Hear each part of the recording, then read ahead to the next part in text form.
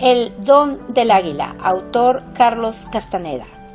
Carlos César Salvador Arana Castañeda. Continuamos en la tercera parte, en el capítulo número 11, que se titula La mujer nahual.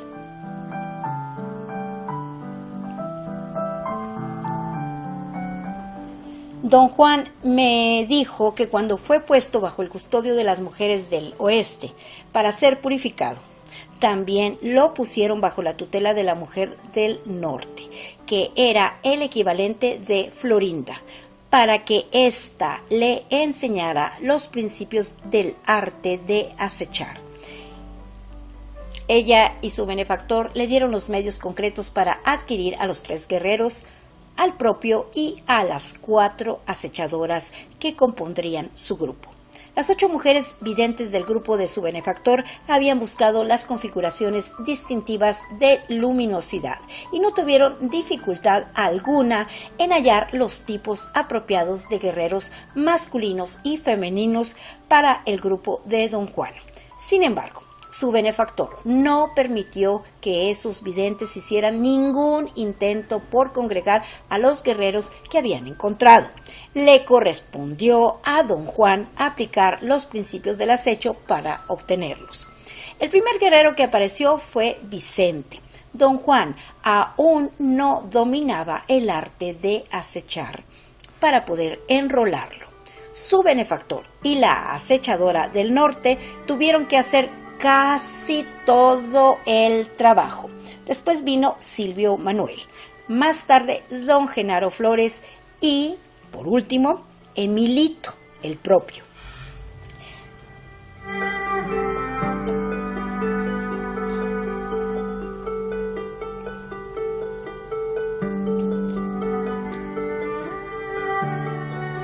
Florinda fue la primera guerrera. Fue seguida por Zoila, después por Delia y luego por Carmela.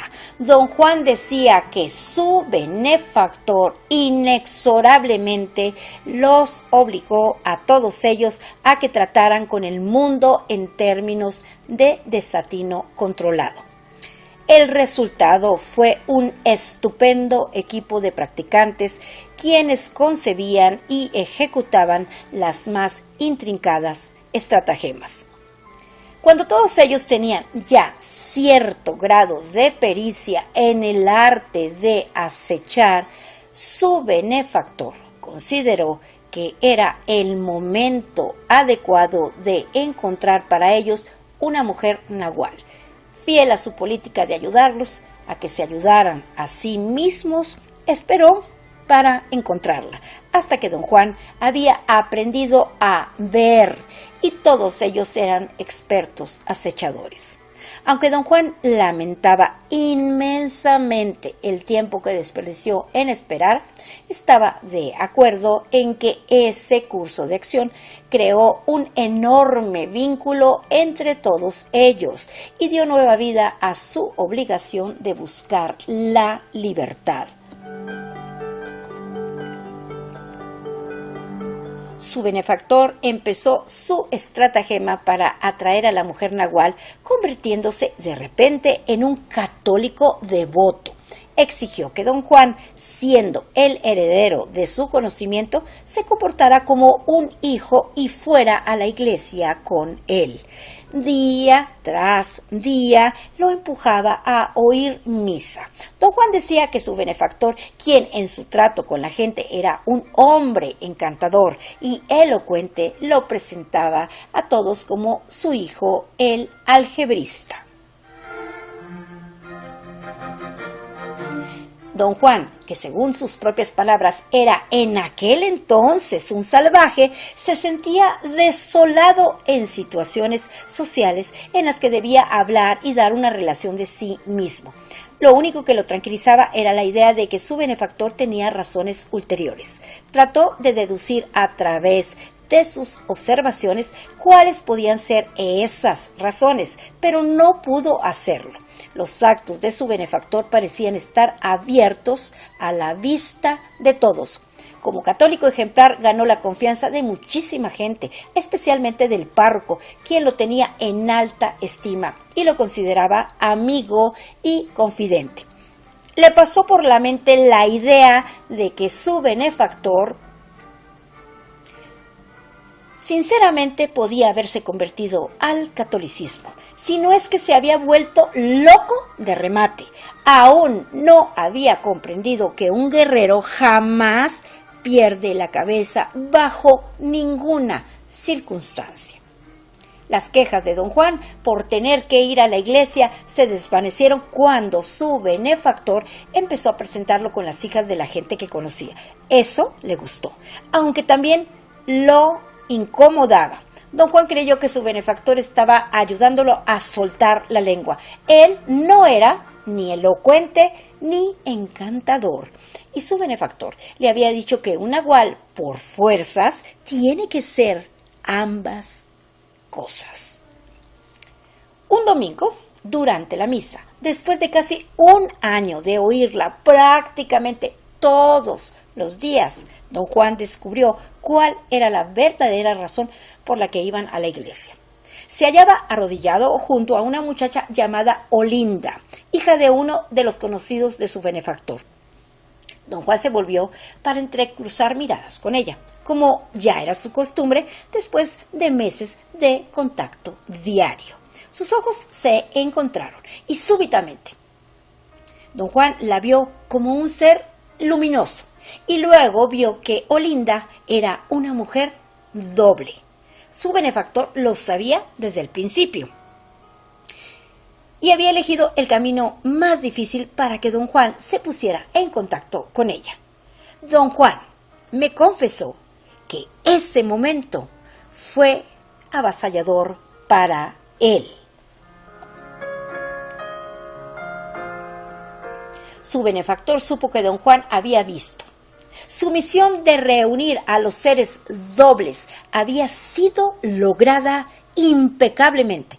Se puso en pie y sus ojos barrieron todas las esquinas de la iglesia. Caminó luego hacia afuera y sin volver la cabeza una sola vez. Ya no tenía nada que hacer allí. Don Juan me dijo que cuando su benefactor se puso en pie y salió de la misa, todos se volvieron a verlo. Don Juan quiso seguirlo, pero Olinda audazmente le tomó la mano y lo detuvo. En ese momento supo que el poder de ver no había sido suyo solamente.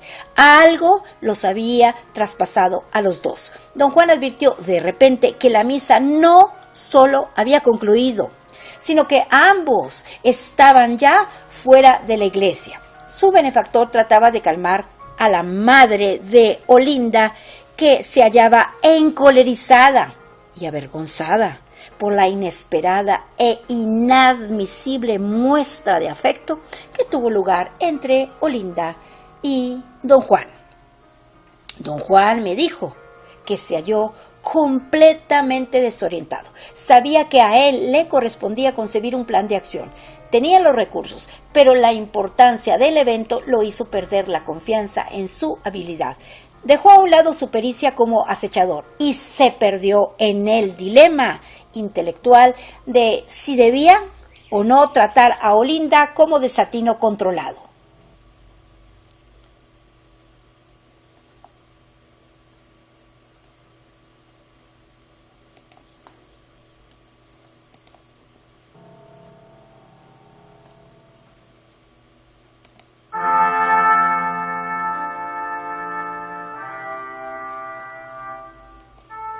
Su benefactor le dijo que no podía ayudarlo. Su deber había sido reunirlos y allí cesaba su responsabilidad.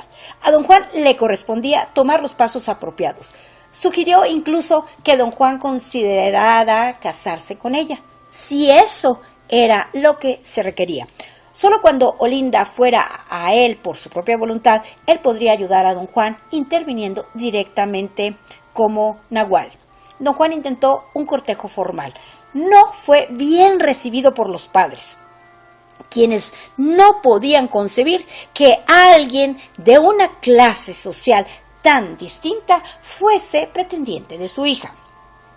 Olinda no era india. Su familia era de clase media, dueña de un pequeño negocio. El padre tenía otros planes para su hija. Amenazó con enviarla a la capital si don Juan insistía en casarse con ella. Don Juan me dijo que los seres dobles, las mujeres en especial, son extraordinariamente moderados, incluso tímidos. Olinda no era una excepción. Después de la exaltación inicial en la iglesia, fue dominada por la prudencia y después por el miedo. Sus propias reacciones la asustaban. Como maniobra estratégica, su benefactor hizo que don Juan se retirara para dar la idea de que condescendía con él, que no había aprobado a la muchacha.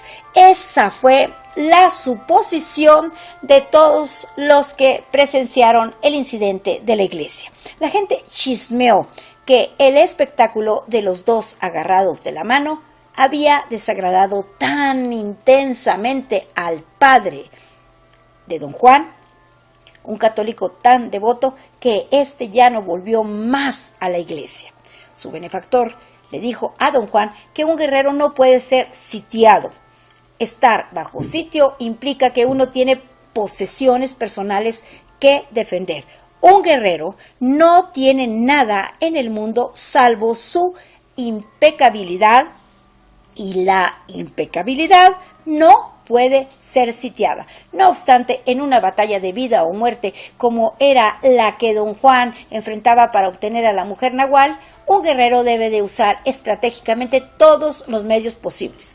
Don Juan resolvió, de acuerdo con ello, usar cualquier parte de su conocimiento de acechador que fuera pertinente. Para este fin, encomendó a Silvio Manuel que usara sus artes de brujo, que aún en aquella época de principiante ya eran formidables, para secuestrar a la muchacha. Silvio Manuel y Genaro, quien era verdaderamente temerario, entraron furtivamente en la casa de la muchacha disfrazados de lavanderas. Era mediodía y todos en la casa estaban ocupados preparando comida para los parientes y amigos que habían invitado a cenar. Se trataba de una fiesta de despedida para Olinda. Silvio Manuel contaba con la posibilidad de que los que vieran a dos extrañas lavanderas entrando con unos atados de ropa, creyesen que tenían que ver con la fiesta de Olinda y que de esta forma no sospecharían nada. Don Juan había proporcionado a Silvio Manuel y a Genaro de antemano toda la información necesaria acerca de las rutinas de los miembros de la casa.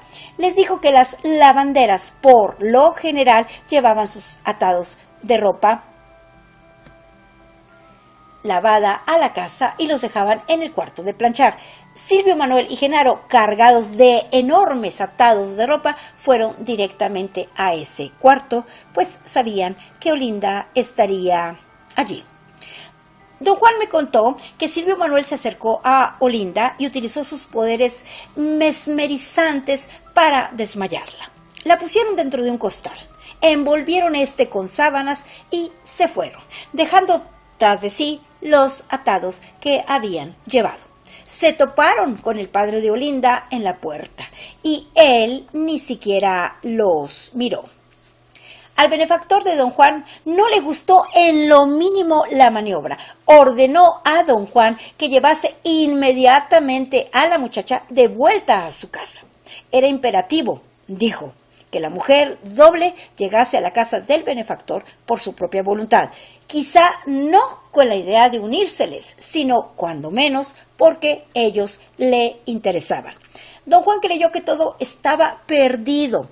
Las posibilidades de que pudiera regresarla a su casa sin que nadie se diera cuenta eran mínimas, pero a Silvio Manuel se le ocurrió una solución.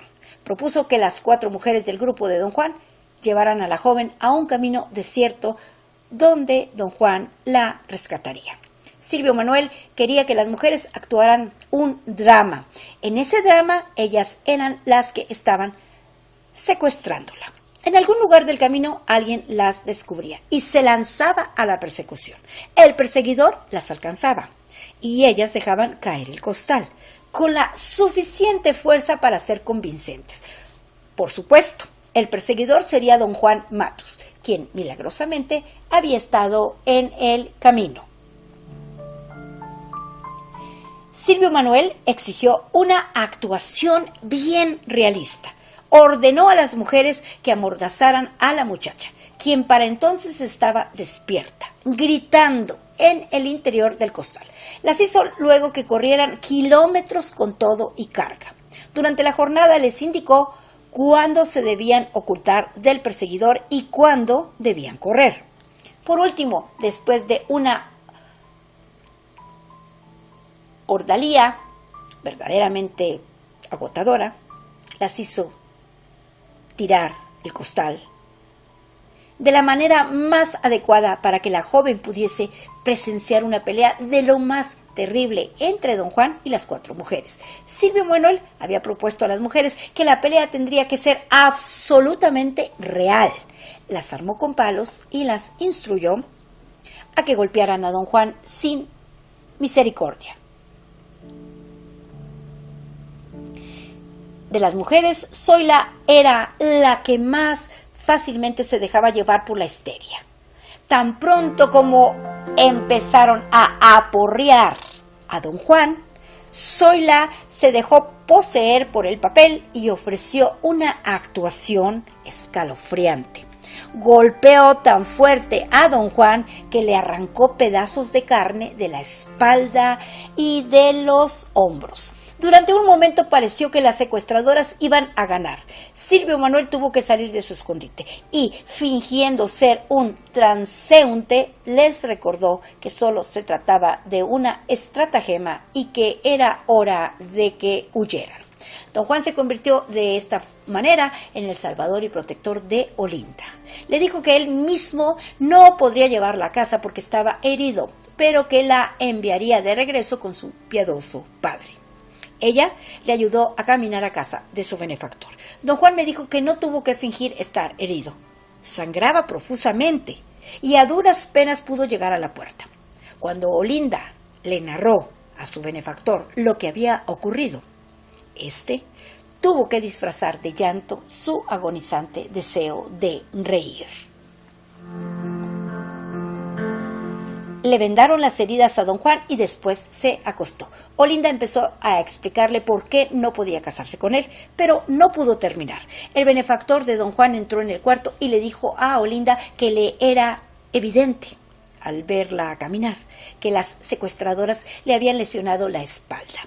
Se ofreció a alinearla antes de que se transformase en algo crítico. Olinda titubeó.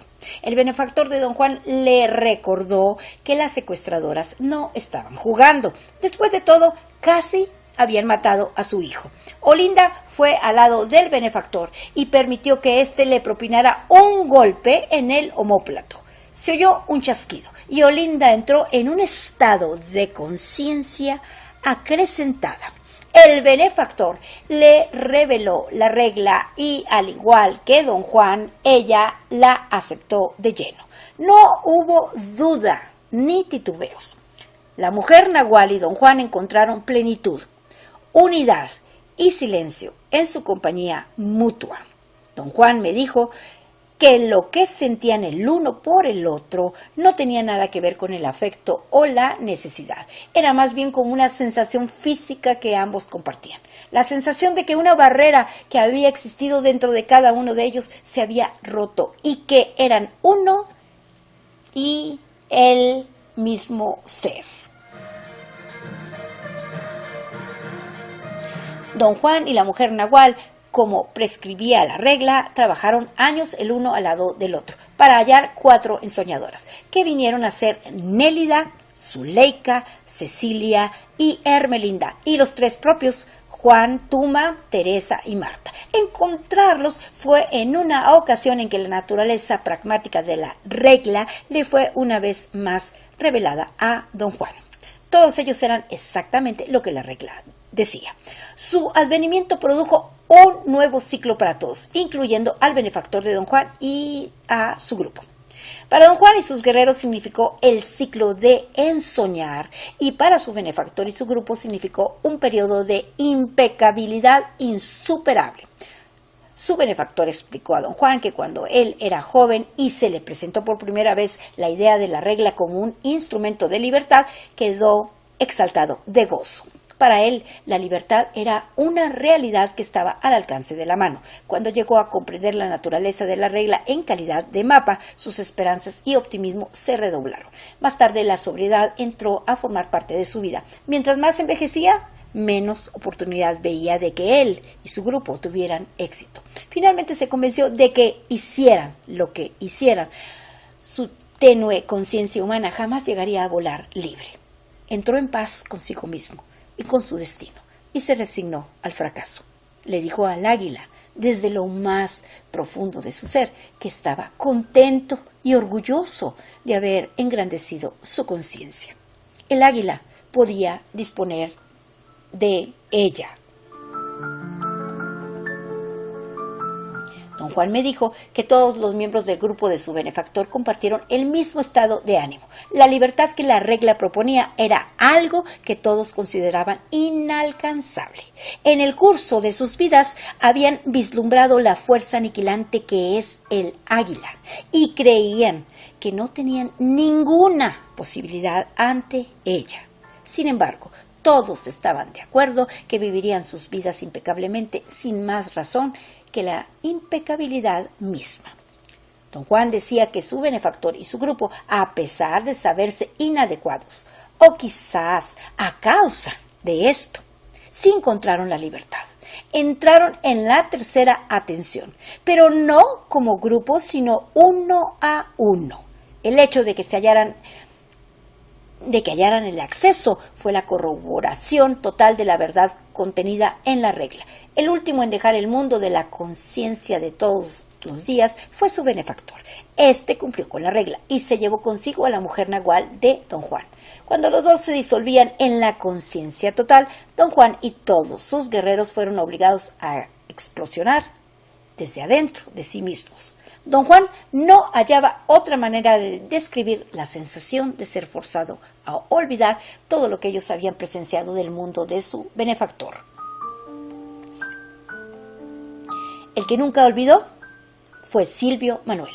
Fue él quien impulsó a don Juan en el esfuerzo agotador de volver a reunir a los miembros del grupo, quienes se habían esparcido por todo el país. Después, don Juan los hundió a todos ellos en la tarea de encontrar la totalidad de sí mismos. Les llevó años completar ambas tareas. Don Juan había discutido extensamente conmigo la cuestión del olvido, pero solo en conexión con la gran dificultad que tuvo en volver a congregar a todos y empezar sin su benefactor. Nunca nos dijo con exactitud lo que implicaba olvidar o ganar la totalidad de uno mismo. En ese aspecto, fue fiel a las enseñanzas de su benefactor. Solamente nos ayudó a ayudarnos a nosotros mismos. Para esto, don Juan entrenó a la gorda y a mí a ver juntos y pudo mostrarnos que, aunque los seres humanos aparecen ante los videntes como huevos luminosos, la forma oval es un capullo externo, un cascarón de luminosidad que alberga un núcleo que es a la vez obsesionante y mesmérico, compuesto de círculos concéntricos de luminosidad amarilla, del color de la llama de una vela. Durante nuestra sesión final hizo que viéramos a la gente que se congregaba en las afueras de una iglesia. Ya era tarde, casi había oscurecido, y sin embargo, las criaturas en el interior de sus rígidos capullos luminosos irradiaban suficiente luz como para iluminar claramente todo nuestro entorno. La visión fue maravillosa. Don Juan nos explicó que los cascarones que parecían ser tan brillantes en realidad eran opacos. La luminosidad emanaba del centro brillante. De hecho, el capullo opacaba su resplandor. Don Juan nos reveló que hay que romperlo para liberar a ese ser brillante. El capullo debe de romperse desde el interior en el momento exacto, justo como los pollos que al nacer rompen el cascarón. Si no logran hacerlo, se sofocan y mueren.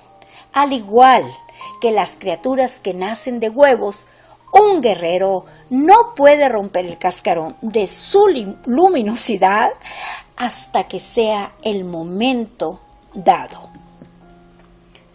Don Juan nos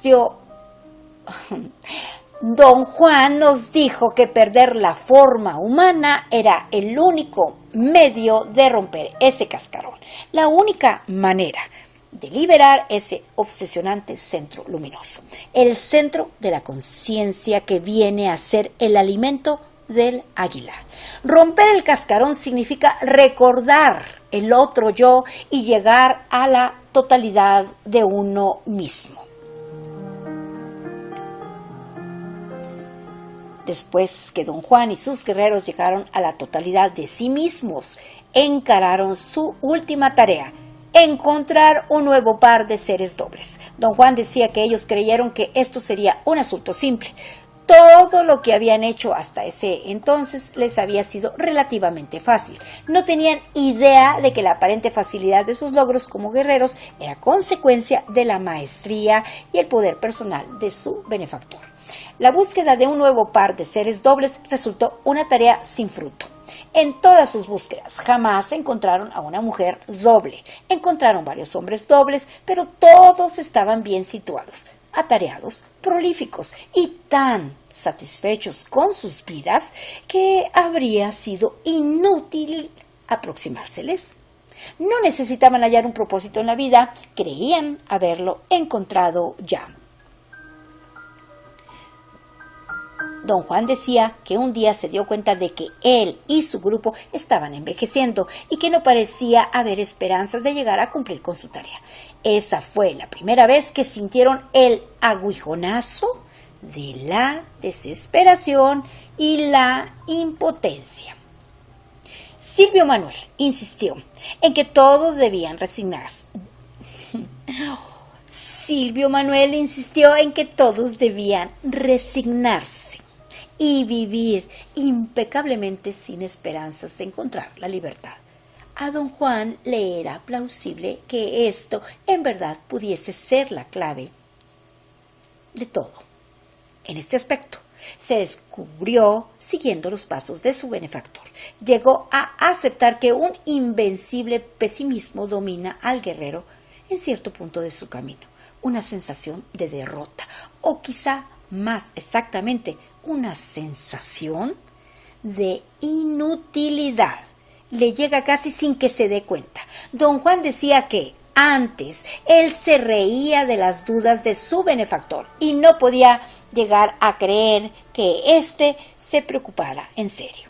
A pesar de las protestas y las amonestaciones de Silvio Manuel, don Juan creyó siempre que esta era una gigantesca estratagema destinada a enseñarles algo. Puesto que don Juan no podía creer que las dudas de su benefactor fuesen reales, tampoco podía creer que fuese genuina la resolución de su benefactor de vivir sin esperanza de libertad. Cuando finalmente comprendió que su benefactor con toda seriedad se había resignado a la derrota, también comprendió que la resolución de un guerrero de vivir impecablemente a pesar de todo no puede ser concebida como una estrategia para asegurar el triunfo. Don Juan y su grupo se demostraron esta verdad a sí mismos. Citando, se dieron cuenta cabal de que no tenían ventaja contra las fuerzas de lo desconocido.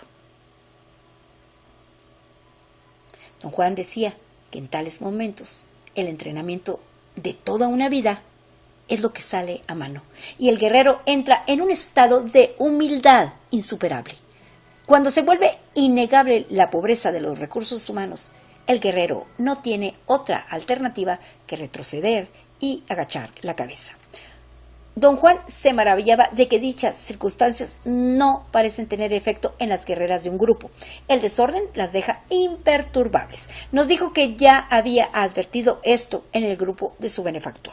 Las mujeres nunca se mostraron tan preocupadas ni tan abatidas como los hombres. Parecía que simplemente le llevaban la corriente a su benefactor y lo seguían sin mostrar signos de desgaste emocional.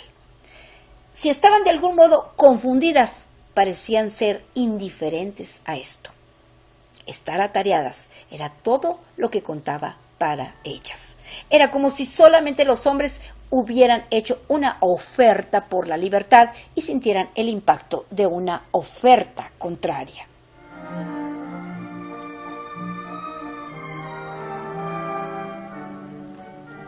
Don Juan observó el mismo contraste en su propio grupo. Las mujeres estuvieron inmediatamente de acuerdo cuando él se convenció de que sus recursos eran insuficientes. Don Juan solo pudo concluir que las mujeres, aunque jamás lo decían, nunca habían creído tener recurso alguno. En consecuencia, no había manera de que se sintieran frustradas o desalentadas al toparse con su impotencia. Desde un principio, ya sabían que eran así. Don Juan nos dijo que la razón por la que el águila exigía un número doble de guerreras era precisamente debido a que las mujeres tienen un equilibrio innato que no existe en los hombres. En un momento crucial, son los hombres los que se ponen histéricos y se suicidan si es que consideran que todo está perdido. Una mujer podrá matarse por falta de dirección y de propósitos, pero no debido al fracaso de un sistema al cual pertenece. Después de que Don Juan y su grupo de guerreros perdieron toda esperanza, o más bien, como decía Don Juan, después de que él y los hombres tocaron fondo y las mujeres hallaron maneras apropiadas de llevarle la cuerda, Don Juan finalmente encontró un hombre doble al cual se podía aproximar. Yo era ese hombre doble. Me dijo que como nadie en su sano juicio se ofrece de voluntario para algo tan absurdo como la lucha por la libertad, tuvo que seguir las enseñanzas de su benefactor y, en fiel estilo de acechador, me encarriló como había encarrilado a los miembros de su propio grupo. Necesitaba estar a solas conmigo en un lugar donde pudiera aplicar presión física en mi cuerpo y era necesario que yo fuese allí por mi propia cuenta. Me atrajo a su casa con gran facilidad. Como decía, obtener a un hombre doble no es gran problema. La dificultad estriba en hallar uno que esté disponible.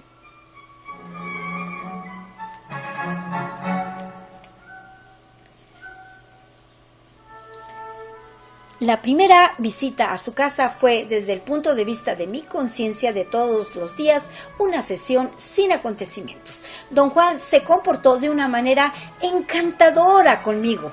Condujo la conversación hacia la fatiga que experimenta el cuerpo después de largos viajes en automóvil. A mí, que era estudiante de antropología, este tema me pareció absolutamente fuera de propósito. Después, Don Juan comentó que mi espalda parecía desalineada y, sin decir más, me puso una mano en el pecho, me hirió la barbilla y me dio una fuerte palmada en la espalda. Me tomó tan desprevenido que perdí el conocimiento. Cuando volví a abrir los ojos, sentí un dolor agudísimo, como si me hubieran partido la espina dorsal. Pero también sentí que yo era diferente, era otro, y no el que yo siempre había sido. A partir de ese momento, cada vez que veía a Don Juan, me hacía cambiar niveles de conciencia y después procedía a revelarme la regla. Casi inmediatamente después de encontrarme, Don Juan descubrió a una mujer doble. No la puso en contacto conmigo siguiendo una estratagema tal como su benefactor había hecho con él, pero concibió un ardid tan efectivo y elaborado como los de su benefactor, mediante el cual él mismo atrajo y obtuvo a la mujer doble. Don Juan asumió esa carga porque creía que el deber del benefactor es obtener a los dos seres dobles tan pronto como se les encuentra, y luego ponerlos juntos como socios de una empresa inconcebible. Me dijo que un día, cuando vivía en Arizona, había ido a una oficina gubernamental para llenar una solicitud. La recepcionista le dijo que fuera con una empleada de la sección adyacente, y sin levantar la cabeza señaló hacia la izquierda. Don Juan siguió la dirección del brazo extendido y vio a una mujer doble sentada en un escritorio. Cuando le llevó la solicitud, se dio cuenta de que en realidad era una jovencita, quien le informó que ella no tenía nada que ver con las solicitudes. No obstante, compadecida ante el pobre viejecillo indio, le ofreció ayudarlo. Se requerían algunos documentos legales que don Juan llevaba en su bolsillo, pero él fingió total ignorancia y desamparo. Se comportó como si la organización burocrática fuese un enigma para él. Don Juan decía que no le fue nada difícil imitar un estado de completa insensatez. Todo lo que tuvo que hacer fue volver a lo que una vez había sido su estado normal de conciencia. Su intención era prolongar el trato con la muchacha el mayor tiempo posible. Su benefactor le había dicho, y él mismo lo había verificado durante su búsqueda, que las mujeres dobles son sumamente escasas. Su benefactor también le había prevenido que tienen recursos internos que las vuelven sumamente volátiles. Don Juan temía que si no manejaba sus cartas expertamente, iba a perderla. Para ganar tiempo, se apoyó en la compasión que ella mostraba. Creó mayores dilaciones fingiendo haber perdido los documentos. Casi todos los días le llevaba uno diferente. Ella lo leía y se lamentaba de que no fuera el adecuado. La muchacha se conmovió tanto por la deplorable condición de don Juan que se ofreció a pagarle un abogado que le prepararía una declaración jurada que supliera los documentos. Después de 3 meses, don Juan pensó que era ya el momento de mostrar los documentos. Para entonces la muchacha se había acostumbrado a él y casi esperaba verlo todos los días. Don Juan fue por última vez a expresarle su agradecimiento y a decirle adiós. Le dijo que le habría gustado llevarle un regalo para mostrarle su gratitud, pero no tenía dinero ni para comer. Ella se conmovió ante este candor y lo invitó a almorzar. Cuando comían, don Juan reflexionó en voz alta que un regalo no tiene que ser por fuerza un objeto que se compra. También podía ser algo que fuera únicamente para la vista del testigo, algo hecho para recordar y no para poseer. A ella le intrigaron estas palabras. Don Juan le recordó que ella había expresado compasión hacia los indios y su condición miserable. Le preguntó si no le gustaría ver a los indios bajo otra luz, no como seres miserables, sino como artistas. Le dijo que conocía a un viejo que era el último descendiente de una línea de bailarines de poder. Le aseguró que ese hombre bailaría para ella si él se lo pedía. Y, aún más, le juró que ella jamás en su vida había visto algo semejante y que jamás lo volvería a ver. Se trataba de algo que solo los indios presenciaban. A ella le fascinó la idea. Fue por él después de su trabajo en su automóvil y don Juan la guió hacia las colinas donde estaba su propia casa. Hizo que estacionara el auto a una considerable distancia y siguieron a pie el resto del camino. Antes de llegar a la casa, don Juan se detuvo y trazó una raya con el pie en la tierra seca y arenosa. Le dijo que esa raya era un lindero y la instó a que lo cruzara. La mujer nahual me contó que hasta ese momento ella se hallaba intrigadísima ante la posibilidad de ver un genuino bailarín indio, pero que cuando el viejo hizo una raya en el suelo y la llamó un lindero, ella empezó a titubear. Después se alarmó. Después Ella se alarmó absolutamente cuando él añadió que ese lindero era solo para ella y que una vez que lo cruzara ya no habría cómo regresar. El indio aparentemente vio la consternación de la muchacha y quiso tranquilizarla. Cortésmente le palmeó el hombro y le dio su garantía de que no le ocurriría ningún daño mientras él estuviera allí. Le dijo que el lindero podía explicarse como una forma de pago simbólico al bailarín, quien nunca aceptaba dinero. El ritual reemplazaba al dinero y el ritual requería que ella cruzara el lindero por su propia cuenta. El viejo, al parecer lleno de júbilo, dio un paso por encima de la línea y le dijo que para él todo lo que estaban haciendo eran puras necedades indias, pero que había que seguirle la corriente al bailarín, quien se hallaba mirándolos desde el interior de la casa si es que ella quería verlo bailar. La mujer nahual me contó que repentinamente tuvo tanto miedo que no podía moverse para cruzar la línea. El viejo hizo un esfuerzo por persuadirla, diciendo que cruzar ese lindero era benéfico para todo el cuerpo. Él, al cruzarlo, no solo se había sentido más joven, sino que en realidad se había vuelto más joven, pues tal era el poder que tenía ese lindero. Para demostrar lo que decía, volvió a cruzar la raya en retroceso y en el acto sus hombros se desplomaron, las esquinas de su boca se inclinaron hacia abajo, sus ojos perdieron el brillo. A la mujer nahual le era imposible negar las diferencias que generaba el cruce. Don Juan volvió a cruzar la raya por tercera vez. Respiró hondamente, expandiendo el pecho. Se movía con energía y seguridad. La mujer nahual dijo que le pasó por la mente la idea de que si don Juan se sentía tan joven, hasta le llegaría a hacer proposiciones sexuales. Su automóvil se hallaba demasiado lejos para correr a él. Lo único que le quedaba era decirse a sí misma que era estúpido tenerle miedo a ese viejecillo.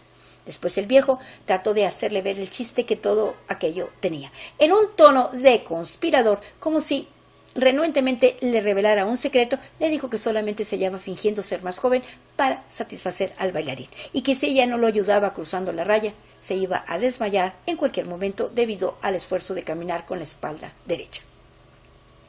Volvió a cruzar de un lado al otro de la línea para mostrarle el inmenso esfuerzo que implicaba su pantomima. La mujer nahual me dijo que los ojos suplicantes de don Juan revelaban los dolores que su cuerpo estaba pasando al fingir juventud.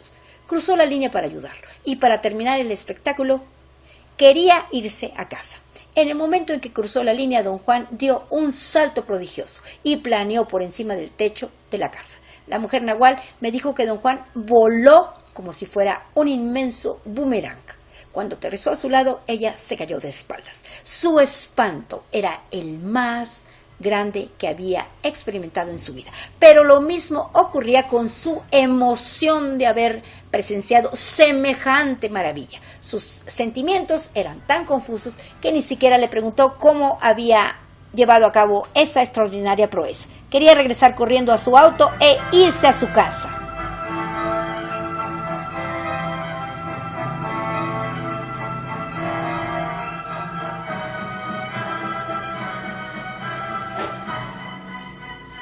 El viejo la ayudó a incorporarse y se disculpó por haberla engatusado. Le dijo que él era en realidad el bailarín y su vuelo por encima de la casa había sido su baile. Le preguntó si se había fijado en la dirección del vuelo. La mujer nahual hizo un círculo con su mano de derecha a izquierda. Don Juan le palmeó la cabeza paternalmente y dijo que había sido muy propicio que ella hubiese estado atenta.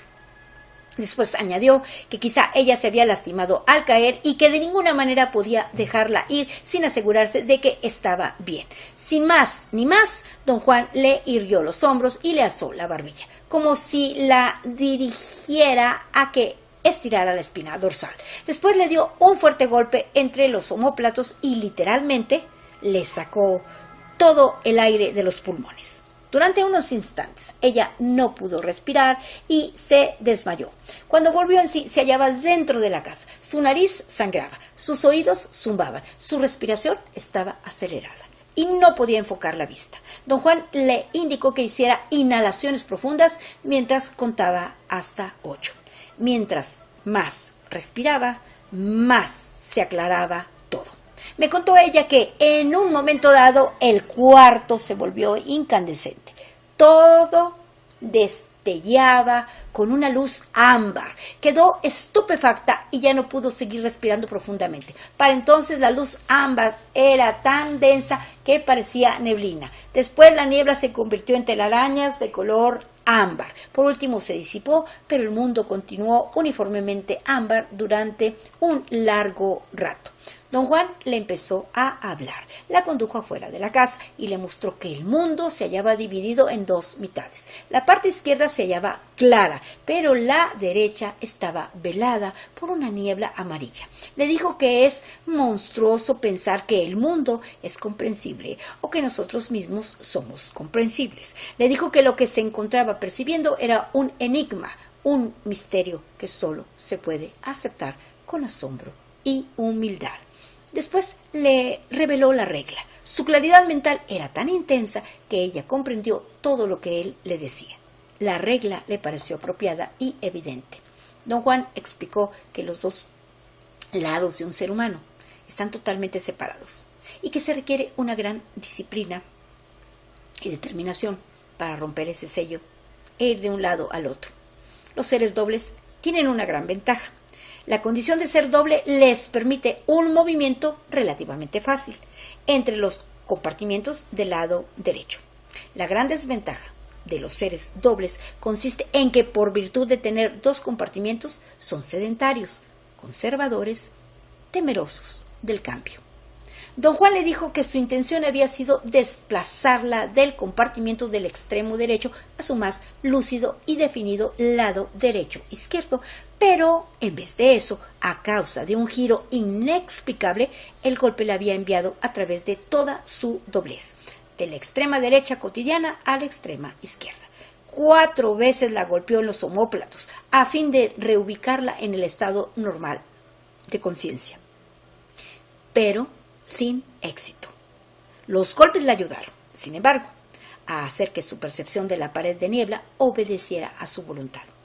Aunque no había sido su intención, don Juan había estado en lo cierto al decir que cruzar la línea era un viaje sin retorno.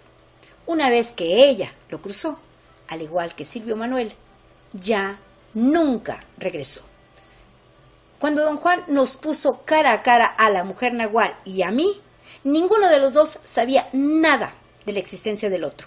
Y, sin embargo, al instante sentimos una intensa familiaridad. Don Juan sabía a través de su propia experiencia que el alivio que los seres dobles experimentan el uno con el otro es indescriptible y demasiado breve. Nos dijo que fuerzas incomprensibles a nuestra razón nos habían colocado juntos y que lo único que no teníamos era tiempo. Cada minuto podía ser el último. Por tanto, tenía que ser vivido con el espíritu. Una vez que don Juan nos reunió, todo lo que le restó a él y a sus guerreros fue encontrar 4 acechadoras, 3 guerreros y un propio, para completar nuestro grupo. Para ese fin, don Juan encontró a Lidia, a Josefina, a la Gorda, Rosa, Benigno, Néstor, Pablito y Eligio. Cada uno de ellos era una réplica incipiente de los miembros del grupo de don Juan.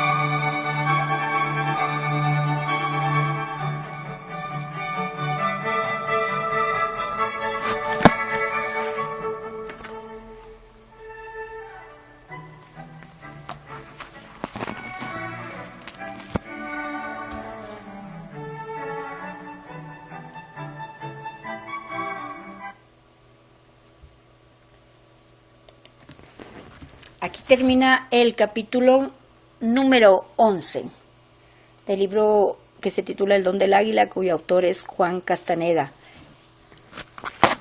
Son las 4:32 de la tarde y hoy es un día lunes 1 de abril del 2024.